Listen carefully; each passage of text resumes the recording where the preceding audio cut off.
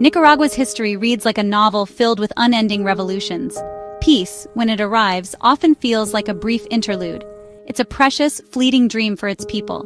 Each uprising, each dramatic shift in power carries the promise of a new beginning. Yet, too often, these new dawns seem to replicate old, painful patterns. The nation appears caught in a cyclical struggle, a relentless pursuit of a stability that remains just out of reach. This pattern is central to understanding Nicaragua. The story of this land is one of constant upheaval, a search for an equilibrium rarely found for long. The longing for genuine peace and lasting stability runs deep within the Nicaraguan spirit. This profound desire stands in stark contrast to the nation's turbulent historical reality. For centuries, conflict has been a recurring feature of its existence.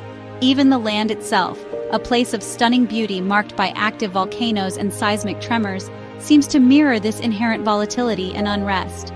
Despite this, the resilience of the Nicaraguan people is remarkable.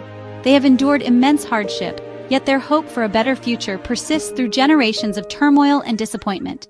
The promise of revolution, so potent and inspiring, has a history of souring in Nicaragua. What begins with idealism can devolve into new forms of oppression or control. Foreign interference has frequently played a significant, often detrimental role. External powers pursuing their own interests have repeatedly complicated Nicaragua's internal dynamics. This has made the path to true sovereignty and self-determination exceptionally challenging.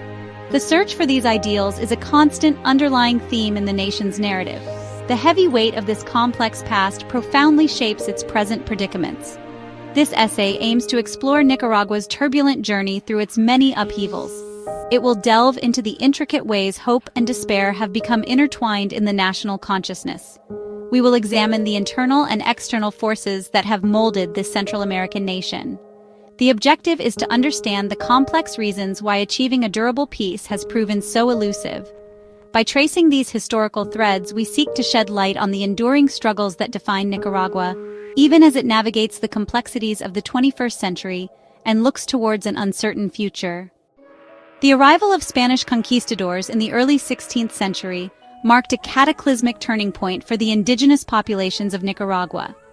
Groups like the Nicaragua'S, Ortega, and Mosquito faced brutal conquest. European diseases to which they had no immunity decimated their numbers. Survivors were often subjected to forced labor systems, such as the encomienda, which exploited them ruthlessly. Existing societal structures, complex cultures, and ancient traditions were systematically dismantled or violently suppressed. A new colonial order, built on domination, was imposed upon the land and its original inhabitants with devastating consequences. For nearly 300 years, Spanish colonial rule defined life in Nicaragua. The primary focus of the colonizers was the extraction of wealth. Precious metals, agricultural products, and human labor were all exploited for the benefit of the Spanish crown and colonial elites. This system created a deeply stratified society. Social standing was largely determined by race and place of birth, with peninsular Spaniards at the apex. Creoles, those of Spanish descent born in the Americas, ranked below them, followed by mestizos, indigenous peoples, and enslaved Africans. The seeds of future social and economic inequalities were sown deep during this long era. Nicaragua gained independence from Spain in 1821. This was not initially the result of a violent, protracted war within its own borders. Instead, it was part of a broader wave of independence movements sweeping across Spanish America. Nicaragua briefly joined the First Mexican Empire. Then it became a constituent state of the Federal Republic of Central America in 1823, alongside Guatemala, Honduras, El Salvador, and Costa Rica. However, this regional union proved fragile and was plagued by internal rivalries, ideological clashes, and regional jealousies foreshadowing future instability. The Federal Republic of Central America ultimately collapsed in 1838. Nicaragua declared itself a fully independent republic. This newfound sovereignty did not, however, translate into immediate peace or stability. Instead, the nation quickly descended into prolonged and bitter internal power struggles. The primary conflict was between the Liberal Party, centered in the city of Leon, and the Conservative Party, based in Granada. These two factions, representing different economic interests and political philosophies, would vie for control of the new, fragile state, initiating a pattern of internal conflict that would mark much of Nicaragua's subsequent history. The 19th century in Nicaragua was largely defined by the relentless and bitter conflict between liberals and conservatives. Their respective strongholds, Leon for the liberals and Granada for the conservatives, became symbols of this enduring rivalry. Frequent and destructive civil wars ravaged the countryside, crippled the economy, and deepened societal divisions.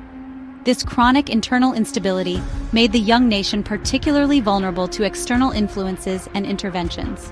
Foreign powers, recognizing Nicaragua's strategic potential, watched these developments with keen interest, waiting for chances to advance their own agendas in the region. Nicaragua's geographical position gave it immense strategic importance.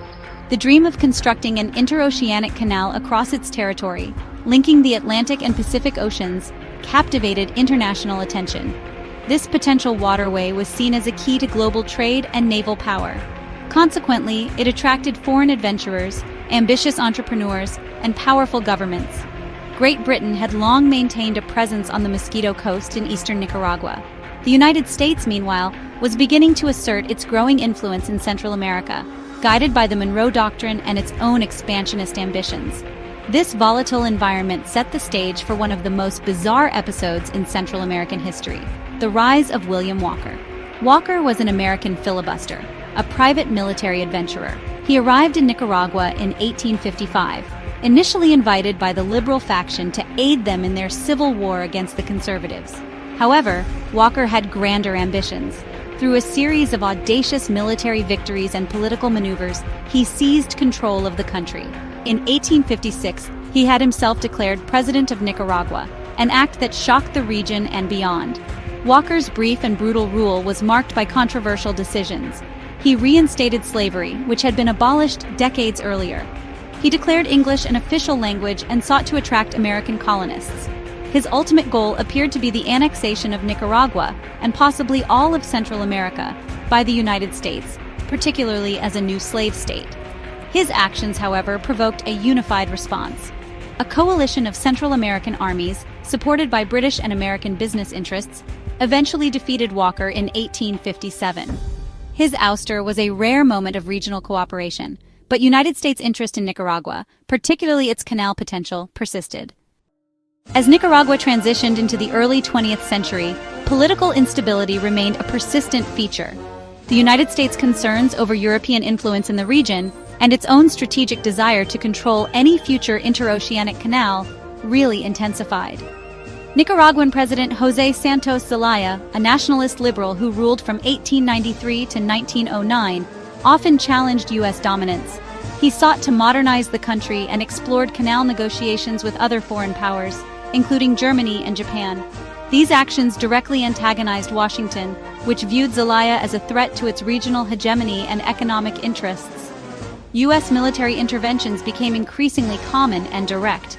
Marines were landed in Nicaragua on multiple occasions to protect American commercial interests and to support pro-U.S. political factions. In 1909, the U.S. backed a conservative-led revolt that successfully ousted Zelaya. Subsequently, the U.S. government exerted significant control over Nicaragua's finances, customs revenues, and national bank. American troops remained stationed in the country for much of the period between 1912 and 1933. This prolonged U.S. occupation, while ensuring stability for American investments, fueled deep-seated nationalist resentment among many segments of the Nicaraguan population. This environment of foreign domination gave rise to a powerful resistance movement led by Augusto C. Sandino. A charismatic figure with strong nationalist convictions, Sandino refused to accept the U.S.-brokered peace terms that ended another civil war in 1927 because they allowed for continued American military presence. He retreated to the mountains of northern Nicaragua and waged a tenacious guerrilla war against the U.S. Marines and the U.S.-trained Nicaraguan National Guard. Sandino's struggle, which lasted from 1927 until 1933, made him an iconic symbol of anti-imperialist resistance throughout Latin America and beyond. His fight was fundamentally for national sovereignty and dignity. The United States eventually withdrew its Marines from Nicaragua in January 1933, partly due to the Great Depression and a shift in foreign policy under President Franklin D. Roosevelt. However, before departing, the U.S. had meticulously created and trained the Guardia Nacional, or National Guard, ostensibly to maintain internal order. Anastasio Somoza Garcia, an ambitious and U.S.-favored officer, was appointed as its commander.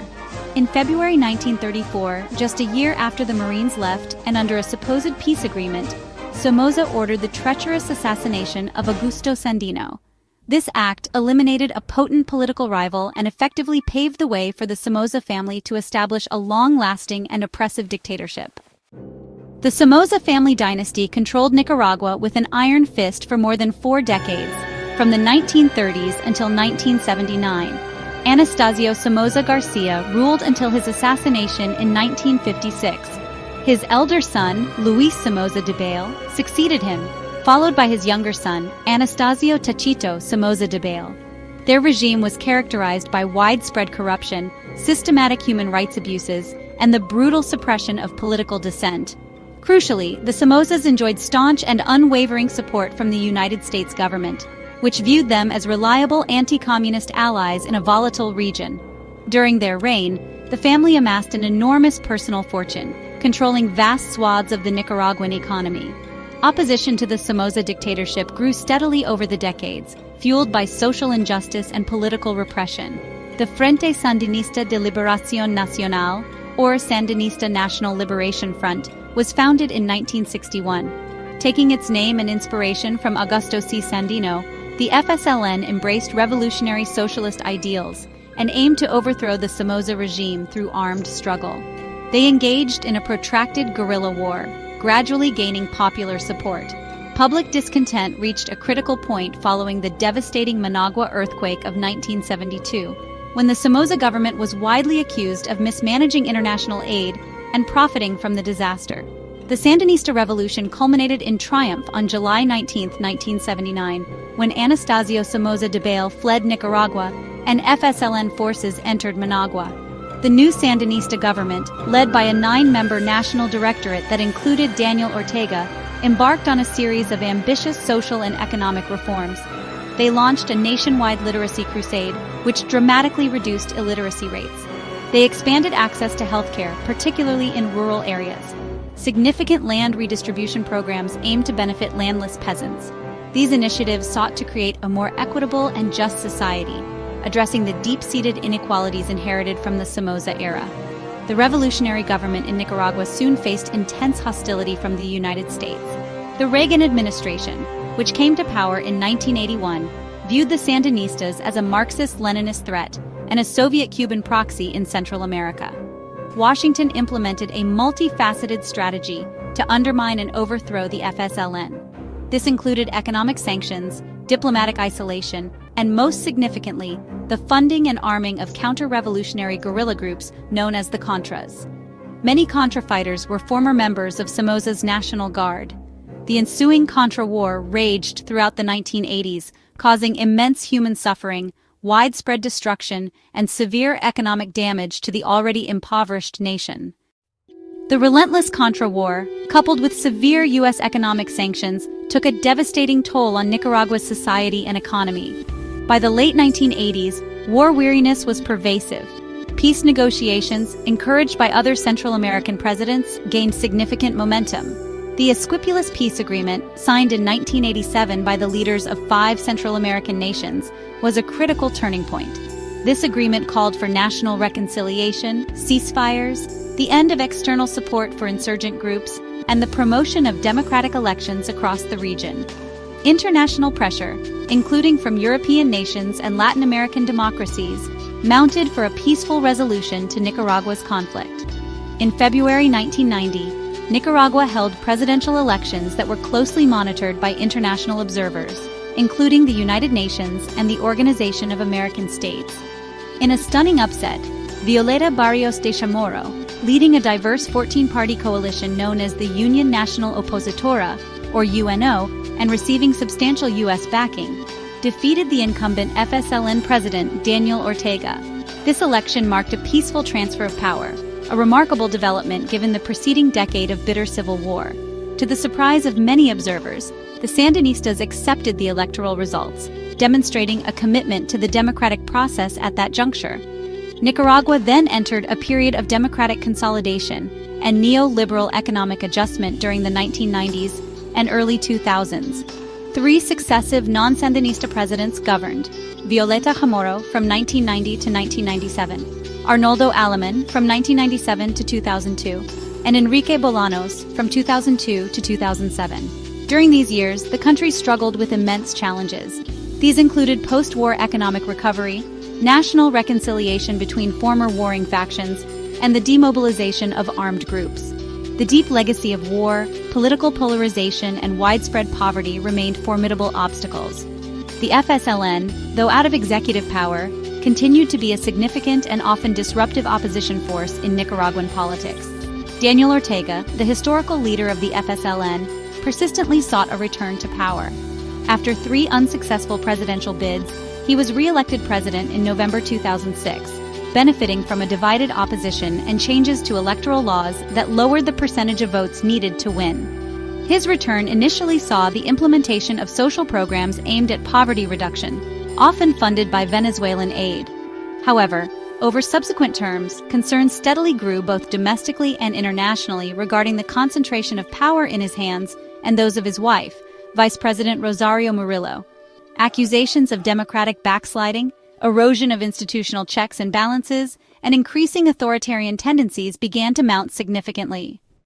In recent years, Daniel Ortega's government has faced unprecedented challenges to its authority, particularly since April 2018. Widespread protests, initially sparked by proposed social security reforms, quickly escalated into broader demands for democratic change and Ortega's resignation. The government's response was a harsh and often brutal crackdown. Security forces and para-police groups loyal to the government were accused of using excessive force against demonstrators. Hundreds of Nicaraguans were killed, thousands were injured, and many more were arbitrarily arrested or detained. The government consistently denied these abuses, attributing the unrest to foreign-backed coup attempts and so-called terrorist elements. The political climate in Nicaragua became increasingly repressive following the 2018 protests. The government moved systematically to silence dissent and consolidate its control. Opposition leaders, student activists, journalists, business figures, and even former Sandinista comrades were targeted. Many were imprisoned on charges widely considered to be politically motivated, often facing lengthy sentences after trials lacking due process. Critical media outlets were harassed, raided, or shut down. Fearing persecution, tens of thousands of Nicaraguans were forced into exile, creating a new diaspora. International human rights organizations repeatedly condemned the severe and ongoing violations of fundamental freedoms by the Nicaraguan state. The international community, including the United States, the European Union, Canada, and many Latin American nations, voiced strong criticism of the Ortega-Murillo government's actions. Various countries and international bodies imposed targeted sanctions against high-ranking officials and institutions implicated in human rights abuses and corruption. These measures aimed to pressure the government to restore democratic norms and release political prisoners. Internally, debates about Nicaragua's national identity, the legacy of Sandinismo, and the country's future path intensified. The deep divisions within society reflected the complex and painful search for a way forward from the current crisis. Nicaragua's long and often tragic story remains fundamentally one of revolution and protracted struggle. The faces of its rulers, the dominant ideologies, and the nature of its conflicts have changed over centuries. Spanish colonizers gave way to feuding domestic elites, foreign occupiers, dynastic dictators, and revolutionary leaders. Yet at the core, the underlying quest for genuine justice, sustainable freedom, economic opportunity, and lasting stability continues to animate the Nicaraguan people. The revolutions, in many respects, have not truly concluded. They have merely transformed, leaving the nation still in a difficult, ongoing search for an elusive, enduring peace and a democratic future.